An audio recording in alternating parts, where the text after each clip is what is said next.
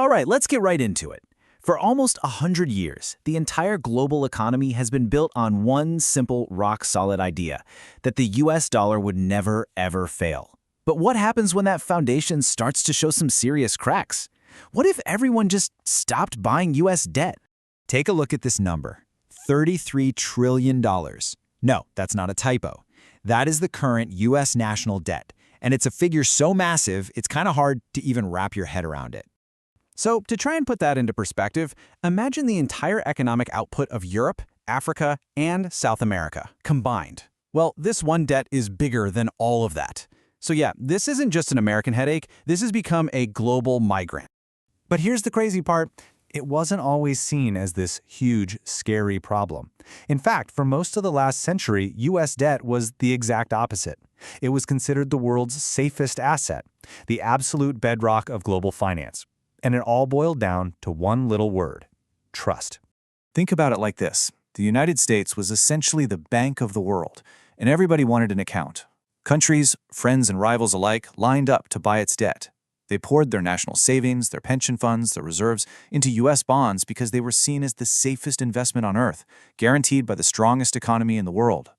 You know that old saying, right? If you owe the bank $100, that's your problem. If you owe the bank $1 million, well, now it's the bank's problem. So when the U.S. owes $33 trillion, the risk completely flips. It becomes everyone's problem.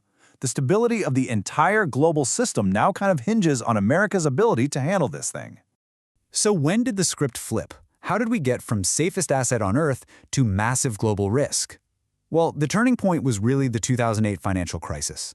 That's when a debt snowball started rolling downhill, and it has only gotten bigger and faster ever since.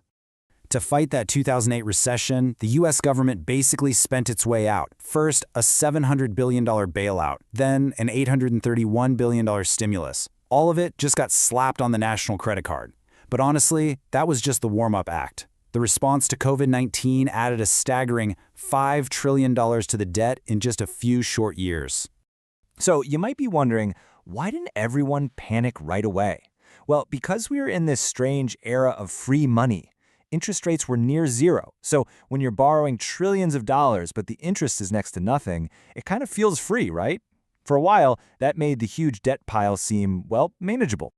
But let's bring this down to a personal level for a second. That COVID stimulus spending alone, they added an extra $15,000 of debt for every single man, woman, and child in the United States. That's how quickly this whole thing exploded. And all of that brings us right to today. That old, rock-solid assumption that America always pays its bills, well, it's being seriously questioned. For the first time, we're seeing something that used to be unthinkable. Major global players are actively selling off their U.S. bonds. And just look at who's selling. We're talking about China, once the biggest foreign holder of U.S. debt. They've dumped over $340 billion. Japan, the second biggest, has sold off $200 billion. And it's not just rivals. Even America's closest allies, like the UK, Canada, and Germany, are all reducing how much they hold. This is a pretty significant vote of no confidence. And the consequences are already hitting home. The US now spends 18% of all its tax revenue just on interest payments.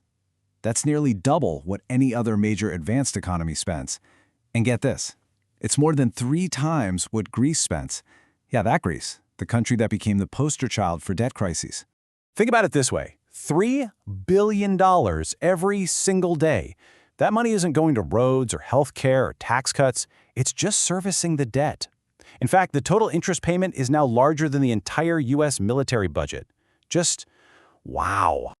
So, what happens if this big sell-off keeps going? Well, it creates a domino effect that could ripple through the whole economy. And the very first domino to wobble would be the value of the dollar itself. If you want to understand the worst-case scenario, history gives us a pretty chilling, if extreme, example of what happens when a country's debt just becomes completely unsustainable. Let's talk for a moment about Venezuela. The path to ruin was tragically simple. First, their whole economy depended on one thing: oil. When the price of oil collapsed, investors lost faith and dumped the country's debt. Then, the national currency basically became worthless overnight, and that's when hyperinflation took over, completely destroying the economy. People needed wheelbarrows of cash just to buy a loaf of bread. Now, for the US, a similar crisis would start with a falling dollar. When foreign investors sell U.S. bonds, they get paid in dollars. But then they sell those dollars to get their own currency back. That floods the market and drives the dollar's value down. So what does that mean for you and me? It means everything we import gets way more expensive. We're talking fuel, groceries, electronics. The price of everyday life suddenly shoots up. This whole situation leaves the U.S. government facing what really looks like an impossible choice. There are basically two paths forward, and frankly, neither of them looks very good. Okay, so on one hand, there's option A, cut spending. But this is politically brutal. We're not talking about small trims here. To make a real dent, you'd have to make huge cuts to major programs like Social Security, healthcare, and the military. On the other hand, there's option B, just print more money to pay the debt. Sounds easy, right? But that's basically economic suicide. It would destroy whatever trust is left in the dollar, cause it to crash, and trigger the very hyperinflation everyone's afraid of. So, we're left with this profound question. This debt crisis, it's not some distant threat anymore. It's here now. And without a clear solution, the consequences could reshape the entire global economy as we know it. So I'll leave you with this thought. Are we witnessing the beginning of the end for the dollar's century-long reign?